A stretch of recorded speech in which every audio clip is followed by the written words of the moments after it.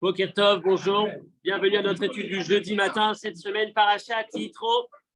Et on va se pencher sur le thème principal de la Parashat de la semaine, le don de la Torah, et peut-être la charge que représente ce don de la Torah. Quand je dis la charge, on va essayer de se poser la question du nombre de mitzvot, de ce poids potentiel, en tout cas, qui peut être vu potentiellement comme un poids, un fardeau. Pourquoi tellement mitzvot? Pourquoi tellement de commandements? Comment regarder son judaïsme sous un œil rafraîchi cette semaine à l'occasion du don de la Torah? Essayons de revivre un nouveau don de la Torah, de donner une nouvelle énergie dans notre quotidien plein de mitzvot, plein de moments d'opportunités, on peut dire, ou alors d'obligations de mitzvot. C'est ce qu'on va essayer de voir ensemble ce matin. Et la conséquence de cette première partie de l'étude nous emmènera sur une seconde partie dont on parlera dans quelques instants. Prenez vos textes. Le texte numéro 2, la Gemara Sota à la page 49. Vous vous êtes probablement un jour posé la question, pourquoi est-ce qu'à chaque fois qu'on finit une étude ou un cours, on a ce petit texte, Rabbi Hanania ben Akashia Omer, Ratza Kadosh Baruch Hu les Akot et Israël. Très intéressant. Il n'y a pas un cours depuis des millénaires qui ne se termine pas par l'arrivée de Rabbi Hanania. Il y a certains même qui l'ont appelé le Rabbi Hanania qui vient dire stop, qui mettre un terme au cours. À chaque cours, il y a Rabbi Hanania qui arrive, qui dit allez stop, on y va, c'est l'heure de partir. Tout ça vient, ce Rabbi Hanania, pardon. Alors ça, c'est bravo, c'est une des explications, pas forcément. Je vais dire, on va en parler tout de suite. Une des explications qui est rapportée, c'est effectivement celle-ci, c'est qu'il n'y avait pas d'enfant et que le peuple juif a pris sur lui de se comporter comme ses enfants en disant un kaddish à chaque fois qu'une occasion se présente. Mais, Rabbi Hanania ben Akashia Omer, c'est le texte qu'on va dire avant de réciter un kaddish des Rabbanan. Un kaddish des Rabbanan, c'est ce kaddish spécial dans lequel on va faire à l'Israël. En gros, dans un kaddish, le thème du kaddish, c'est Itgadal, Veit Kadash, qu'il soit grandi et sanctifié le nom de Dieu. Il y aura toute une série de louanges sur la grandeur du nom de Dieu. Et il y a un kaddish spécial, il y en a plusieurs, on va dire. Il y a le kaddish qui est à la fin d'une prière, on va ajouter le tit kabel ou tit kabal, dans lequel on demande à Dieu d'exaucer notre amida, notre prière. C'est celui qu'on récite après chaque amida. Et il y a ensuite un kaddish qu'on récite après chaque moment d'étude de Torah, qui s'appelle Kaddish des Rabbanan, Kaddish à l'Israël. C'est un kaddish dans lequel on va prier pour toute personne qui étudie la Torah, à l'Israël, vers le Rabbanan, sur les maîtres, sur les élèves des élèves et toute personne qui s'investit dans l'étude de la Torah, qu'il soit ici ou ailleurs ou partout dans le monde, qu'il y ait sur nous, sur eux, la paix, la grâce, la bonté, la santé, l'abondance. Il y a tous ces textes qui sont cités. Dans la santé, c'est dans Yeshua, mais en tout cas, il y a plein de bénédictions pour les Chachamim. Ce texte-là, on doit le réciter à chaque fois qu'on finit d'étudier, chaque fois qu'on a fini l'étude. Sauf que vous vous apercevrez, quand vous allez à un cours, vous avez étudié 1 heure, 2 heures, 3 heures, 4 heures, peu importe le temps d'étude, vous avez étudié dans tous les sujets, mais avant de faire le Kaddish à la fin, on ne peut pas faire Kaddish. Ça fait 2 heures qu'on étudie, on ne fait pas Kaddish. On fait Kaddish qu'une fois qu'on aura dit Rabbi Hanania ben Akashia Omer. Pourquoi Rabbi Hanania, c'est lui qui a eu le mérite de systématiquement de terminer, de clôturer nos études et d'être celui qui a l'initiative d'un Kaddish. Donc je reprends pour pas que vous vous perdiez. Le thème, l'orientation du cours, c'est d'aller vers le don de la Torah rafraîchi, la pratique des mitzvot renouvelée pour reçoit la Torah cette semaine. Pour y arriver, voilà notre chemin. On commence par l'histoire de Rabbi Hanania, la Gemara, ce qu'on va lire tout de suite. Et pour comprendre déjà où intervient Rabbi Hanania, on a développé le sens d'un Kaddish particulier qui s'appelle à l'Israël. Ce Kaddish qui est réalisé à chaque fois qu'on a fini un moment d'étude. Rabbi Hanania intervient. Pourquoi est-ce qu'on ne peut pas faire le Kaddish sur l'étude? Pourquoi est-ce qu'on doit ajouter ce texte de Rabbi Hanania? Et on va essayer d'étudier ce texte de Rabbi Hanania. On l'entend tout le temps avant de faire Kaddish, mais au fait, qu'est-ce qu'il dit ce texte? Et on va voir qu'on va en plein dans le mille, on est en plein dans le sujet. Mais juste avant, donc je continue. Sota, même tête, la Gemara dont traité Sota, la page 49, nous dit Miyom Shechara Bet Hamikdash. Depuis le jour où le temple a été détruit, En Yom Shen Boklala Meruba Michel Chavero. Malheureusement, les épreuves se font de plus en plus difficiles. Chaque jour, une nouvelle épreuve, chaque jour, une nouvelle difficulté à traverser. Et donc, sur quoi le monde tient? Comment le monde résiste avec toutes ces difficultés? Akdusha des Sidra, 2 éléments. Il y a 2 mérites qui font que le monde tient. Si on suit la Gemara dans ce passage-là. Le premier, c'est la Kedusha de Uval Etzion. Alors, quand on organise sa prière le matin, pour ceux qui vont à l'office le matin, vous avez la prière, toute la partie qui est faite en communauté jusqu'à la Hamida. Vous avez la Hamida qui est faite en communauté plus la répétition de la Hamida. Après la Hamida, vous avez les Tachanonim, parfois oui, parfois non, en fonction des jours, des dates. Et après les Tachanonim, les supplications, on arrive au Ashrei, un nouveau Ashrei, on répète le Ashrei, et ensuite on dit Uval Etzion. Ce Uval Etzion, il a en lui quelque chose d'unique spirituellement, c'est qu'on va dire Kadosh, Kadosh, Kadosh, on va sanctifier les noms de Dieu, en hébreu, suivi dans l'araméen. Il y aura et l'hébreu et l'araméen, Kadosh, Baruch et Imlor. La même Kedusha qu'on a lorsqu'on est à pieds joints pendant la répétition de la Hamida et qu'on dit Kadosh, Kadosh, Kadosh, puis ensuite Baruch, Kibod, Hashem, Imekomo, puis ensuite Imlor, Hashem, Olam. On a la même chose répétée dans ce Uval Etzion, mais qui est récité et en hébreu et en araméen, et ça représente quelque chose d'important dans le ciel, si on peut dire. Pour nous, c'est une leçon, attention, quand on quitte son office, de ne pas passer avant, ou en tout cas bien prendre le temps de le dire le matin. Ça représente un grand mérite, selon ce texte de Guémara, c'est ce qui fait que Dieu maintient le monde, en tout cas c'est un des mérites les plus grands qui maintiennent le monde en existence. Deuxième mérite, ça s'appelle aussi comme ça. Et le deuxième mérite, le fait qu'il soit dit et en hébreu et en araméen et qu'il soit récité par tous, il a l'avantage, comme il est en hébreu et en araméen, qu'il est récité et par les érudits qui comprennent l'hébreu et par ceux qui comprennent que la langue du pays. À cette époque, c'était l'araméen, la traduction de l'hébreu. Donc, il se trouve qu'il est très cher aux yeux de Dieu, parce qu'il est récité par beaucoup de monde. Il représente beaucoup. Et enfin, deuxième mérite qui maintient le monde aujourd'hui sur pied, c'est le Yehé Shemer Rabba, le Amen Yehé Shemer Rabba, qu'on répond dans le Kaddish. Cette phrase, combien elle est grande, mais cette phrase d'un Kaddish qui suit un moment de Haggadah. Haggadah, c'est un moment d'étude. Rappelez-vous le cours d'il y a quelques semaines, Parashat Bo, Veigadta, lorsqu'on parlait de la Haggadah, la manière de transmettre à ses enfants, la pédagogie, la didactique, on a parlé de comment transmettre un message. Et la Haggadah, c'est ce sujet qui présentait une manière de retransmettre qui intéresse le sujet ou l'enfant ou l'adulte qui est en face de nous, qui l'intéresse, qui le prend, qui le stimule, qui lui donne envie de se connecter, de s'attacher au message que je lui transmets. Le Amen Yehé Shemer Rabba qu'on va lire après une étude classique, c'est un certain niveau. Mais le Amen Yehé Shemer Rabba qu'on va lire après une étude qui nous a fait plaisir, par laquelle on s'est senti attaché, c'est un Amen Yehé Shemer Rabba plus grand. Autrement dit, la louange que je vais exprimer à Dieu lorsque je me suis senti dans un sujet attachant, un sujet passionnant, vous allez dans un cours et vous avez vibré tout le cours, ça vous a parlé, c'était tellement bien. Et vous sortez du cours, vous dites merci Hachem de nous avoir donné cette Torah. Ou alors vous allez dans un cours où vous avez appris plein de choses, plein de mitzvot, plein de Torah, mais à la fin vous sortez avec, passez-moi l'expression, avec un mal de tête, waouh, c'est compliqué, et comment est-ce que je vais m'en sortir? La louange qu'on va prononcer à Dieu, le merci Hachem de nous avoir donné accès à ça, il n'est pas le même. Quand on étudie une Gemara brachot, une Gemara sympathique avec des petits passages, c'est pas comme quand on se casse la tête à étudier au fait Shabbat, est-ce que tu peux presser le fruit de cette manière? Non, mais c'est pas exactement comme ça. Et en quoi est-ce que tu transgresses? Là, attention, il y a transgression. Chacun va ressentir. Haggadah, c'est un sujet, les sujets légers, les sujets sympathiques, attachants de la Torah. Un sujet simple et attachant. La louange qu'on va exprimer à Dieu après, elle est beaucoup plus grande. Et c'est quoi ce sujet léger et attachant? Rabbi Hanania ben Akashia Omer. Voilà pourquoi est-ce que lorsqu'on a fait un cours d'1h30, on ne récite pas le Kaddish, on va d'abord chercher Rabbi Hanania ben Akashia. D'ailleurs, entre parenthèses, pas que, puisque par exemple, quand on finit le matin, la fin de la prière du matin, ceux qui sortent de l'office, avant, allez-nous les Shaber, on a fini avec Amar Rabbi Lazar, Amar Rabbi Hanina, Tamideh Chachamim, Amim Shalom Baolam.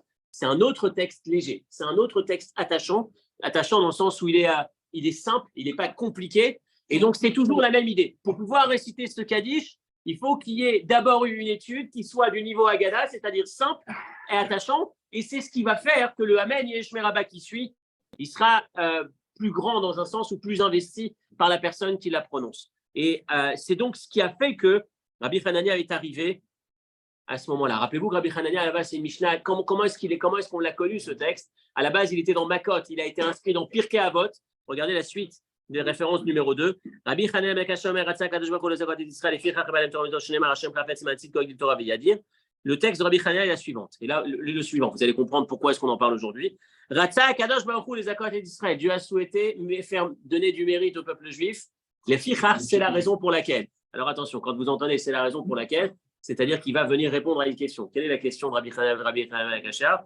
C'est Hirba Lahem Torah mitzvot. Mais Dieu, pourquoi t'as donné tellement de Torah, tellement de mitzvot? Pourquoi la vie du juif est-elle tellement compliquée? Et il a donné sa réponse. Et sa réponse, elle est sympathique, on va dire. Elle est légère, elle est sympa, elle est attachante, si on peut dire, encore une fois. Et donc, quand on lit ce texte. C'est pour donner plus. La réponse est donnée avant la question. Oui. C'est ça. Il a donné la réponse, et ensuite il dit c'est la raison pour laquelle il a donné. Donc il donne la réponse avant la question.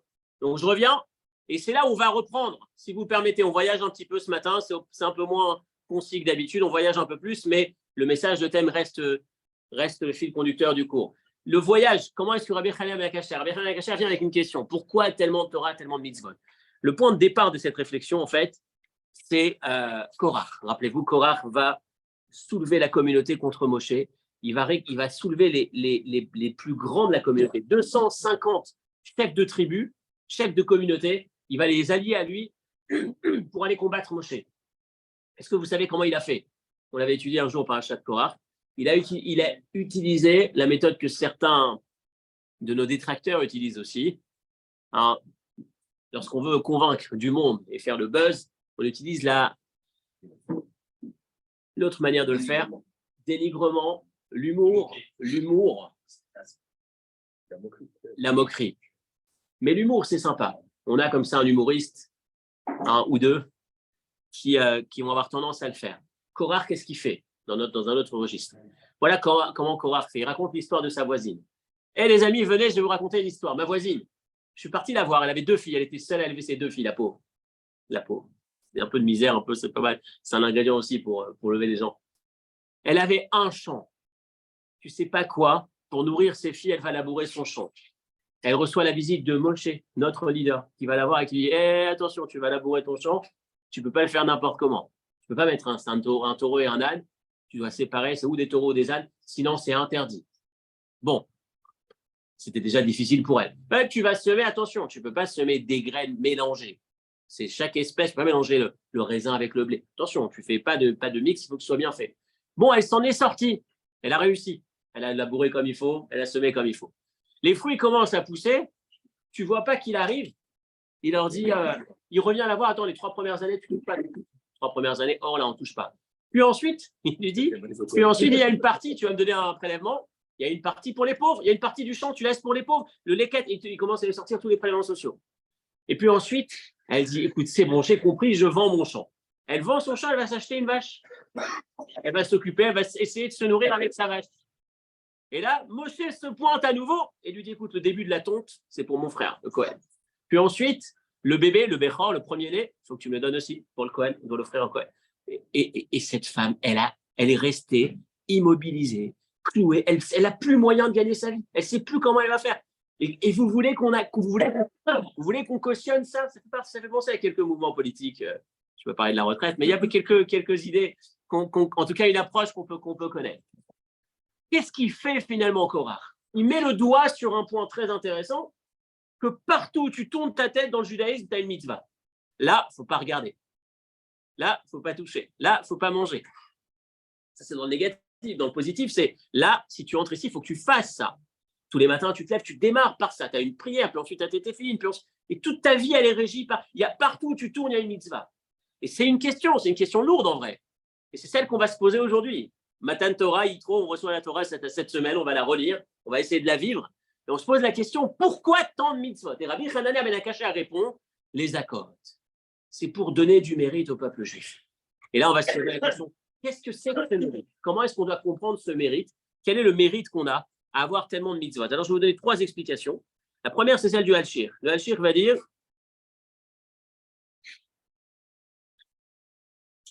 en fait, pour que tout le monde puisse trouver sa place dans son judaïsme, vu la multitude de profils que l'on a, il y a un qui est plutôt un télo, mais qui est moins socialement impliqué, on va dire. Il y a celui qui est plutôt sur le livre. Donc lui, il a plein de mitzvot spirituels. Il y a celui qui est plutôt hyperactif. Il ne tient pas en place. Il a besoin de bouger, il a besoin de faire. Alors lui, on va lui donner plein de mitzvot dans le business ou dans la matière. Il y a celui qui est plutôt sensible à un projet, à un autre.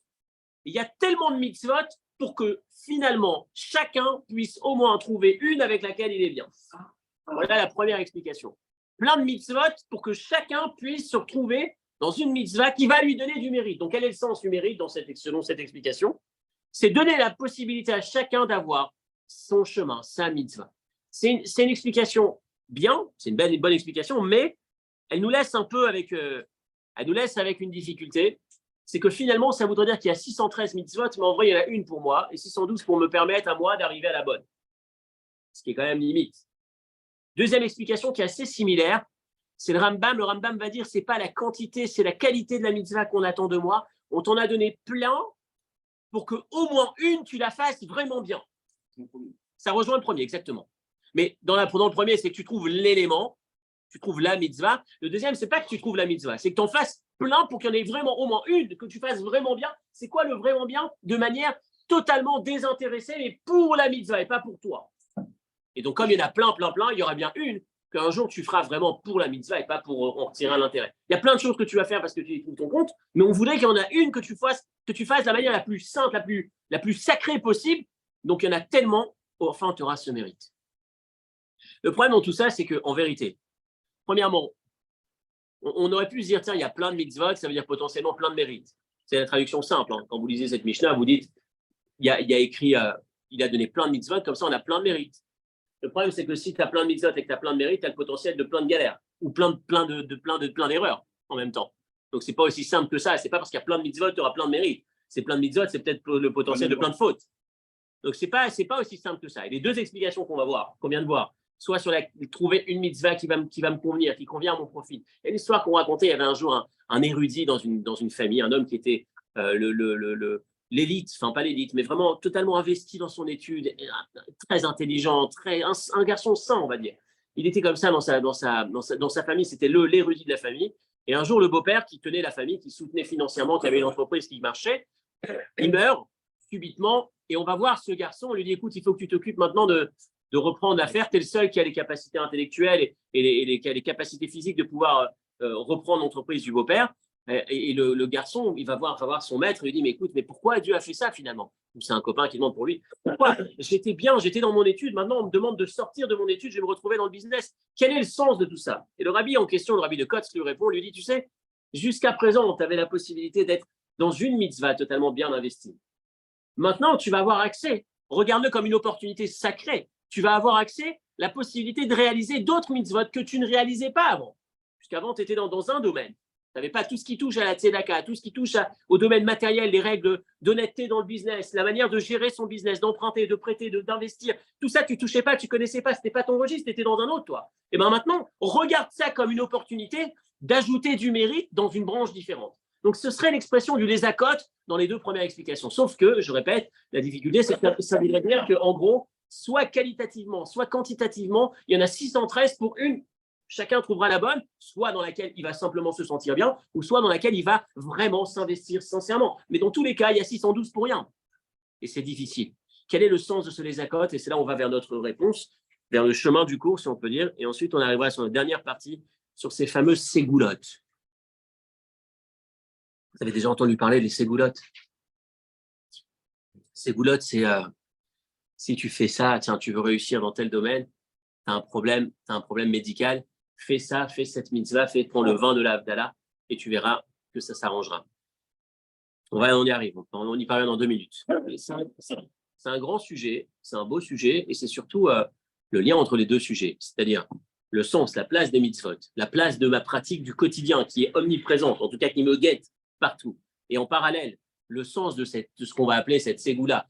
Tu as un problème avec tes mezuzot, il faut vérifier tes mezuzot, tu verras, ça s'arrangera. Tu as un problème de santé, on va vérifier tes téphilines. Ou ce genre d'attitude qu'on connaît, dont on a entendu parler, et d'autres encore.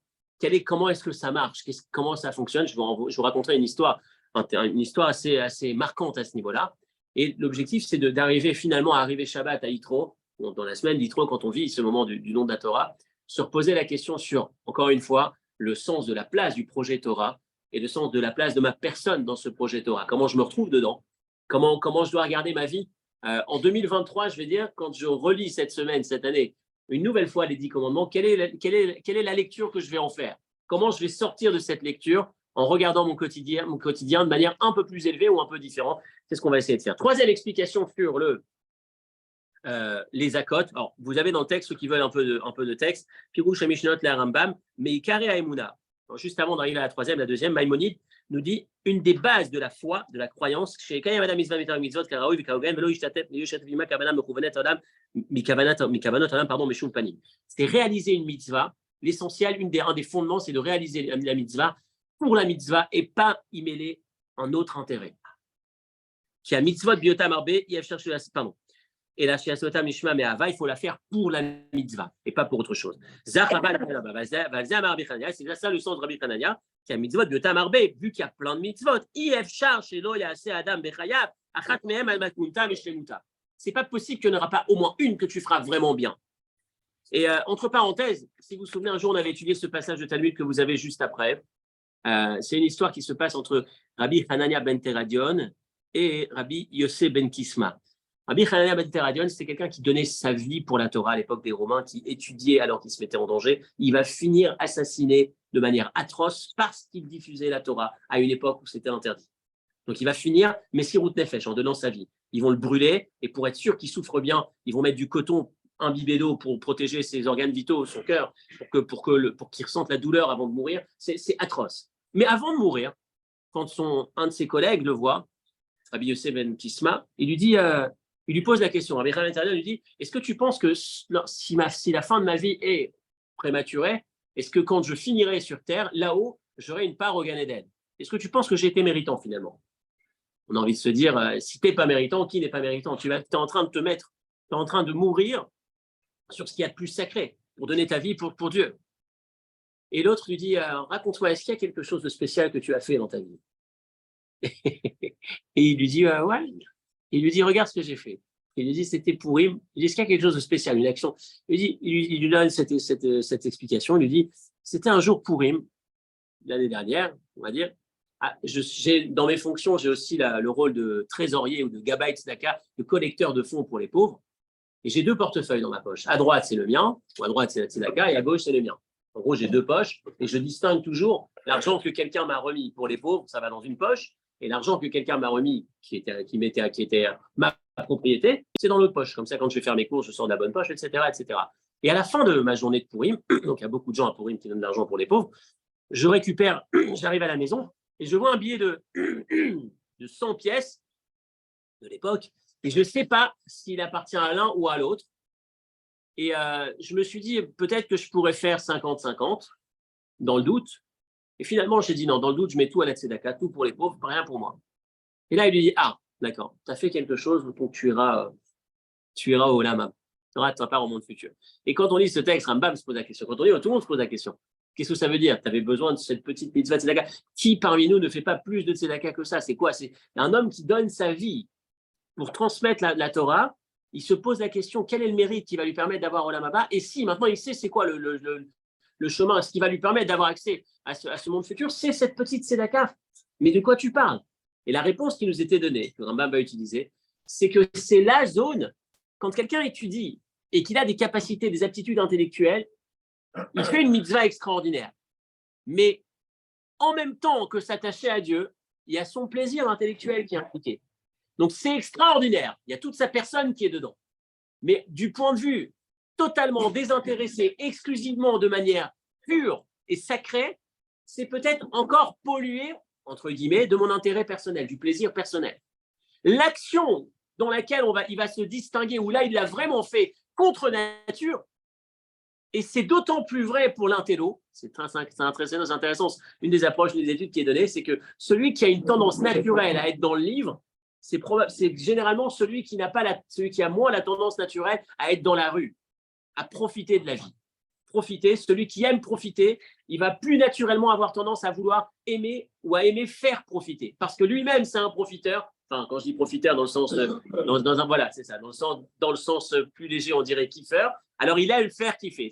Généralement, ça va de pair. Celui qui naturellement est plutôt rigide, restreint, il se contente de peu, il imagine que son entourage aussi devrait pouvoir se contenter de peu. Il ne va pas être en train de faire kiffer, pour reprendre l'expression. Ouais, je ne suis pas entré dans l'ethnie.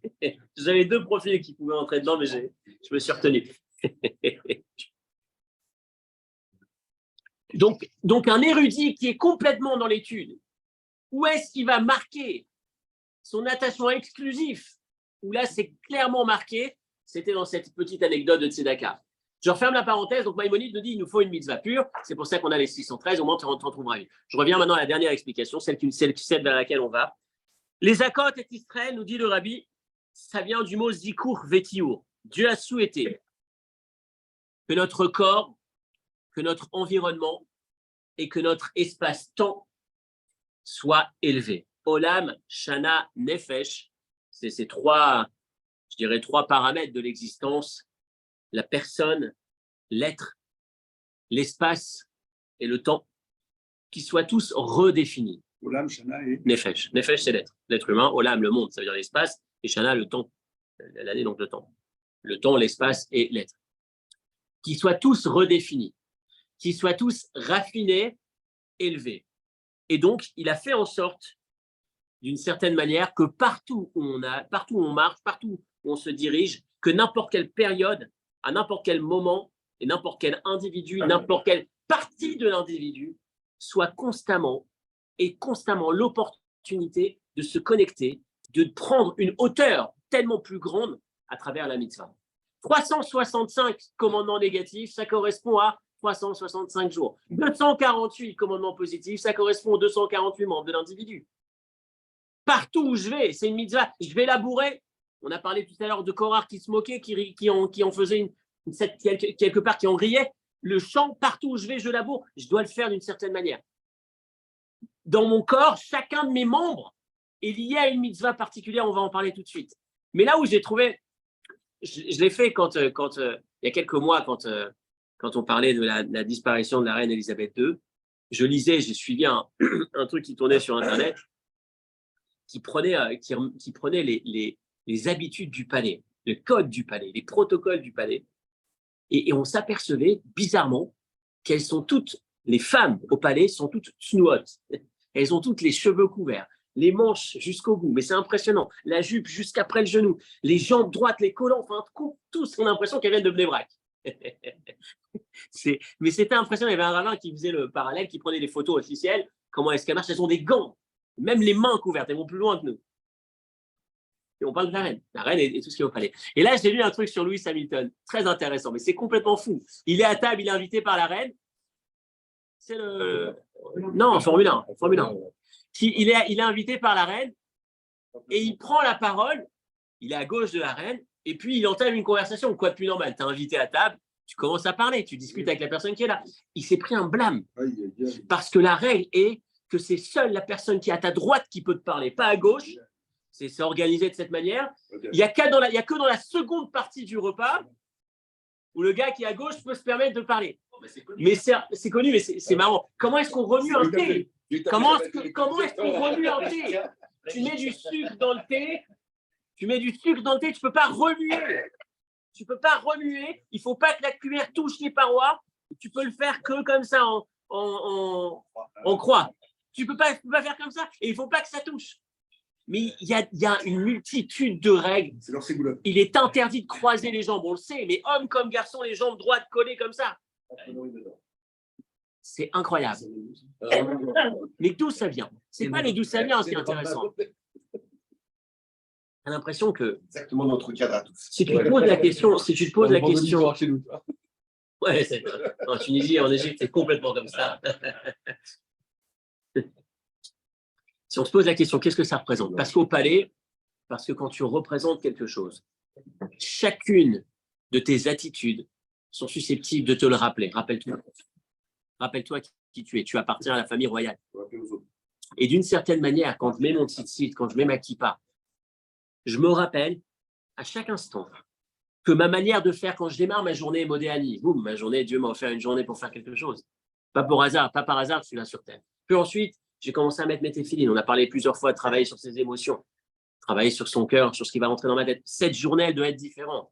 Ensuite, j'attaque ma prière. Je sors de ma synagogue, je vais travailler. Je sais qui je suis dans mon travail. Je ne peux pas voler, je ne peux pas truander. Parce que j'ai démarré ma journée en me rappelant, en fait, je suis cet ambassadeur qui a un code spécifique. Le code est là pour me permettre de m'élever, de me rappeler qui je suis, de m'affiner quelque part, de m'élever. que dans le sens royal, si on peut dire du terme. M'élever. Mais pas m'élever, encore une fois, attention, j'ai toujours peur quand je dis m'élever, l'arrogance, se prendre au-dessus de, non.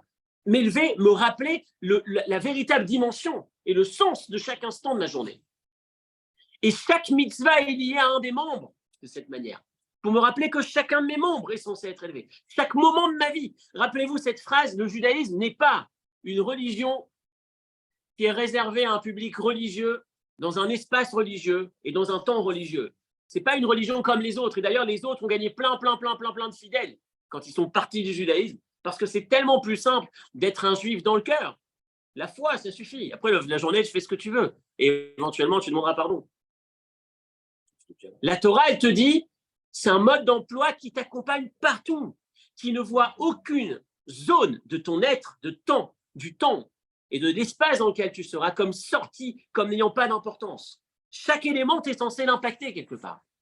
Et là, maintenant, j'arrive à l'histoire de la Ségoula. Et je voudrais faire le pont, le parallèle entre les deux et conclure là-dessus. Il y a un homme en Israël qui s'appelle Lando. Il vivait plus jeune, pas le rabbin, hein, enfin aujourd'hui les rabbins, mais ce n'est pas le rabbin Lando. Il vivait plus jeune en Argentine, dans une famille complètement, vraiment aucun lien avec la religion, très éloignée, très peu pratiquante, on va dire. Ils ont un enfant qui s'appelle Nahum, un jeune bébé, il l'appelle Nahum. Il a un problème à la naissance, il a son œil gauche qui ne s'ouvre pas, la paupière qui ne s'ouvre pas. Bon, c'est un trouble perturbant pour la famille. Les médecins disent qu'il faut attendre 3 ans pour opérer. Il y a 3 ans, on opérera, on ouvrira et puis on espère que tout se passera bien. Ils attendent patiemment. Arrivé 3 ans, on l'opère. Ça y est, il a enfin ses 2 yeux, tout s'est bien passé, l'opération s'est bien passée. Mais là, il y a une difficulté majeure, c'est que l'œil gauche ne voit que très peu et ça va en se dégradant, puisque toutes ces 3 premières années de sa vie, il a fait fonctionner 100% exclusivement son œil droit. Donc, il se trouve qu'on est face à une difficulté, il est en train de perdre la vue du côté gauche. Et les parents sont perturbés, dans cette histoire en tout cas. Et le père, un soir, dans une de ses nuits, il fait un rêve ou un cauchemar, on va dire un rêve selon l'issue, mais il est perturbé parce qu'il a vu, il n'est pas religieux. Et il voit un homme qui se présente à lui et qui se présente, ou en tout cas il le voit comme il l'identifie comme le rabbi de Lubavitch. Et le rabbi lui dit, pourquoi tu es perturbé? Et il lui dit, c'est pour Nahum. Il lui dit, qu'est-ce qu'il y a, Nahum? Il dit, pour son œil, etc. Et le rabbi lui dit dans son rêve, est-ce qu'il met le talit katan? Il lui dit, non, pas le talit katan. Il lui dit, mais c'est très simple. S'il mets-lui le talit katan, c'est écrit, quand on met le tzitzit, Uritem oto uzchartem et kol mitzvot Hashem, vous verrez les tzitzit, les fils des tzitzit, et vous vous souviendrez de l'ensemble des commandements de Dieu. Le but du tzitzit, c'est qu'on se souvienne en permanence en regardant les fils et leur rapport avec le chiffre 613, que partout où je vais, je suis accompagné par ce vêtement qui me rappelle mes devoirs, ma valeur et le sens de ce que je suis censé faire, etc. Donc, Uritem oto, c'est écrit dans le verset, le tzitzit, c'est pour qu'il soit vu. Donc, s'il a un tzitzit, il va voir. Et son rêve se termine. Il se lève, il est perturbé, il ne sait pas qu'il ne connaissait pas le rabbi. Et puis, donc, il va interroger ses amis qui lui disent non, si tu as vu ce rêve, fais-le, tu ne perds rien. Généralement, ça peut être sérieux, il y a du sens dedans. En tout cas, c'est ce qu'ils lui disent. Mais il n'a jamais mis un talit, il ne sait pas comment il va le faire pour faire mettre un enfant à son fils de 3 ans et demi, un tzitzit. Et donc, il se dit je vais le mettre moi, et mon fils va me voir le mettre. Et il va le faire par mimétisme, il va le mettre lui aussi. En tout cas, il va vouloir le mettre. En parenthèse, c'est ce que je viens de vivre ces derniers jours avec mon fils le petit qui a eu 3 ans. Et voilà, il met le tzitzit parce qu'il voit que ses grands frères, que son papa, il a comme papa. Il y a quelque chose qui se passe comme ça. Donc, c'est ce qui se produit. Il met son talit. Et puis ensuite, quelques semaines plus tard, ils ont rendez-vous chez un médecin, un grand médecin qui est censé s'occuper de leur problématique de l'œil. Et le grand médecin, le grand professeur, avant de les recevoir, il fait toujours ausculter, il fait un premier examen par son interne ou le médecin qui est avant lui. Et lorsque l'interne fait l'examen, il lui demande de refaire l'examen. Ils sont inquiets, les parents, ils ne comprennent pas ce qui se passe. Et lorsqu'ils arrivent chez le professeur leur dit « C'est incroyable ce qu'on vient de vivre, on ne l'a jamais vu. Il n'y a aucun problème à son œil. » En apparence, c'est un miracle. En apparence, ce qu'on entend de cette histoire, on a l'impression qu'on veut vendre encore un miracle du rabbi, une belle histoire. Mais moi, ce qui me marque dans cette histoire, et c'est le point sur lequel je veux m'arrêter, que tu veuilles faire un miracle, c'est extraordinaire, c'est une très belle histoire. La fin de l'histoire, c'est que cette famille tout entière a été transformée par cette histoire. Ils sont partis en Israël et ils sont aujourd'hui, depuis des années, une famille ultra investie dans la pratique, tellement qu'ils ont ressenti quelque chose dans cette histoire, ce qui peut se comprendre. Mais ce qui m'interpelle, et on a comme ça, si vous prenez la première référence, des lettres du rabbi, où quand quelqu'un se plaint ou écrit « j'ai un problème dans ma santé, j'ai un problème avec mes jambes », alors le rabbi lui dit « donne de la tzedaka » parce que les jambes, c'est ce qui maintiennent. C'est à propos de Korach, on fait un parallèle entre l'envie de faire de l'argent, les jambes qui maintiennent comme un homme qui veut se tenir fermement parce qu'il possède.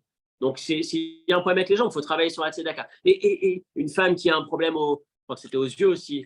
C'est écrit que les chachamim nous disent qu'il faut mettre du vin de l'Avdala sur les yeux, au-dessus des paupières. Donc, quel est le rapport entre la mitzvah et le miracle? Comment est-ce qu'on est censé regarder le rapport entre la mitzvah et un miracle? J'ai une difficulté, va faire cette mitzvah et ça se réglera. Comment ça fonctionne tout ça? Et c'est là le rapprochement avec ce qu'on vient de dire.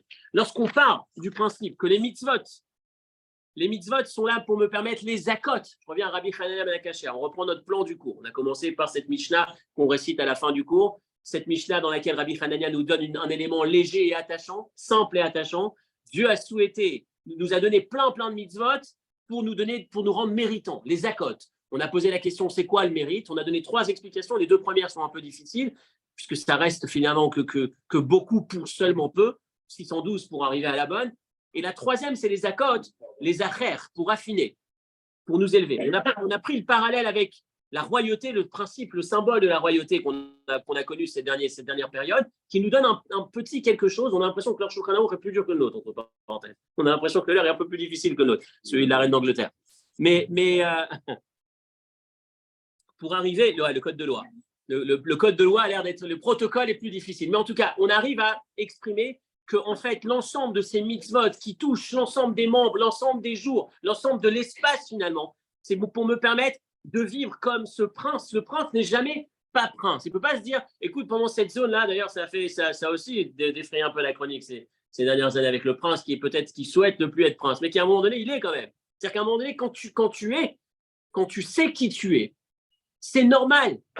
Je reprends ces 3 mots, Bechol derachecha da'eu, que partout où tu marches, dans tous tes chemins, dans toutes tes voies, les tiennes, celles qui ne sont pas celles de la synagogue, celles de ton business, celles de tes hobbies, celles de tes passions, de tes loisirs, dans ces voies-là, Dieu t'accompagne. Dieu te rappelle que ta vie, que les actions que tu vas mener, que ton existence représente quelque chose. Tu es en mission quelque part, dans toutes ces zones-là, et d'où le sens de ces mitzvot qui nous accompagnent partout. On prenait la référence numéro 4.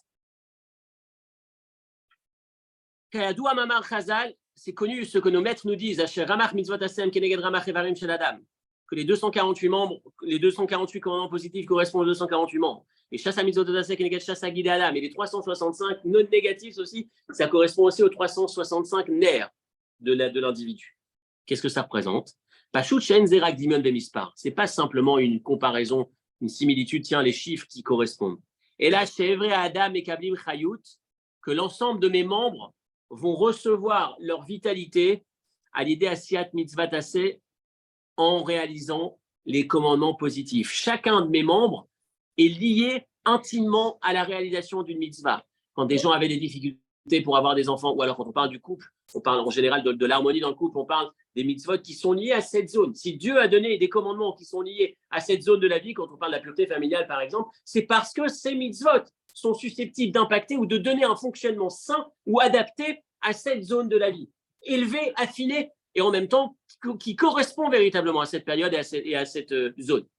Et donc, il dit, ce sont tzinorot, théorim, ou vitim ekul kalim, quant à 365 négatifs qui correspondent à 365 aux 365 nerfs, vaisseaux qui font circuler le sang, c'est quelque part, si tu veux que le sang, pour qu'il fonctionne convenablement, je vais le prendre dans le bon sens, attention, ne me prenez pas à l'envers, pour qu'il fonctionne convenablement, pour que circule un sang sain et non infecté, ou alors lorsque je découvre qu'il y a une zone qui ne fonctionne pas de manière saine et qui peut-être potentiellement est infectée, j'ai qu'une seule chose à faire d'une certaine manière. En tout cas, la première direction, c'est de me dire, je vais reprendre mon manuel et je vais me dire, le manuel, le mode d'emploi qui va me permettre… Alors, entre l'un et l'autre, non. Alors, l'un et l'autre, tu as raison. C'est pas écrit de cette manière. Mais c'est là le sens de ces fameuses ségoulottes. Quand on te parle du tzitzit, par rapport à la vue, cet exemple-là, ou les autres qui sont cités, c'est parce qu'il y a un lien. Je n'ai pas été inventé une recette magique. Je suis revenu à la notice de base et je me suis dit, au fait, pourquoi on a créé ces membres, pourquoi on a créé cet individu, les zakotes, et pourquoi ces mitzvot sont là, les zakotes, les achers, pour affiner, pour élever. Donc je reviens vers celui qui est lié intimement avec. Et donc le point de conclusion, c'est que ça nous permettra aussi de comprendre le fait qu'il y ait certaines personnes qui sont plus sensibles à certaines mitzvot. C'est pas pour rien. C'est toujours le même plan, la même structure. Reprenez Adam Arishon, le premier homme, c'était un corps. Une âme qui correspond à l'ensemble de la structure d'un grand corps, un être humain qui représente l'humanité. Et donc après, de ce Adam avec cette grande âme, la première âme, si on peut dire, de laquelle va découler quelque part l'ensemble de nos âmes, on va avoir des individus qui seront plus ou moins rattachés à un membre plus qu'à un autre. Symboliquement, ce que ça représente, c'est qu'il y a celui qui va être plus sensible à une mitzvah. On se connaît tous, plus sensible dans un domaine. Il y a celui qui va avoir la lecture de la Torah, il va se battre pour entendre la Torah. Il y a celui qui va avoir le minyan. Vous connaissez en Israël ce bonhomme qui va à tout prix prier en minyan et entendre le kaddish, et qui un soir, à 10h du soir, il va avoir son minyan, il va avoir un chauffeur de taxi, il commande 9 taxis, et il a 10 taxis, il fait son arbitre et il les libère et il paye le compteur. Il y a des gens, chacun a sa mitzvah vis-à-vis de laquelle il est plus sensible. Il y a beaucoup pour qui c'est la tzedaka, et c'est la tzedaka dans un domaine. Il y a plus ce domaine par lequel je vais me sentir vibrer. Il y a celui pour qui ça va être, encore une fois, ça peut être le Shabbat ou un moment dans le Shabbat, une mitzvah, un moment, le kiddush du Shabbat sur lequel il va se donner, ou la bénédiction, chacun a sa zone. Et pourquoi est-ce que c'est comme ça? Et ce n'est pas juste une faiblesse. On voit que même chez les maîtres du Talmud, on disait, tiens, quelle est la mitzvah dans laquelle ton père se distinguait? Alors que c'était des gens qui faisaient tout à la perfection. Ce n'est pas comme nous, où on peut se dire, bah ouais, je me distingue dans une parce que les autres, je ne les fais pas. Non, on parle de ceux qui faisaient, et malgré tout, il y avait une par laquelle ils étaient plus sensibles, ils s'étaient plus attachés. C'est parce qu'effectivement, notre âme provient d'une de ces zones, si on peut dire, du corps, et puisque cette zone est liée plus directement avec cette mitzvah, il se trouve que instinctivement, inconsciemment, je me sens plus sensible à cette mitzvah. Donc, ce qu'on a fait aujourd'hui, on conclut là-dessus, ce qui va nous permettre, j'espère, Shabbat en lisant la Torah ou avant, quand on étudie cette semaine Parashat Yitro, et qu'on assiste au don de la Torah et qu'on se rappelle de ce poids, de cette charge importante qui nous accompagne partout. Il y a deux manières de regarder. C'est soit je ne peux pas tourner la tête que je prends une claque, je ne peux pas tourner la tête, j'ai une obligation, que j'ai un poids, que j'ai un fardeau, ou soit je ne peux pas tourner la tête et je n'ai pas une occasion finalement, une opportunité de m'élever, de me rappeler que ma vie, ce n'est pas simplement la conséquence du hasard, mais je suis cet ambassadeur. Et parce qu'ambassadeur, j'ai ce niveau d'exigence quelque part, partout en tout temps. Et en vérité, tous ces éléments de mitzvot sont là pour me permettre que chaque instant de ma vie est là, représente une opportunité de donner du sens, d'élever l'instant, d'élever le membre et d'élever l'espace dans lequel je me trouve. Shabbat Shalom et à la semaine prochaine.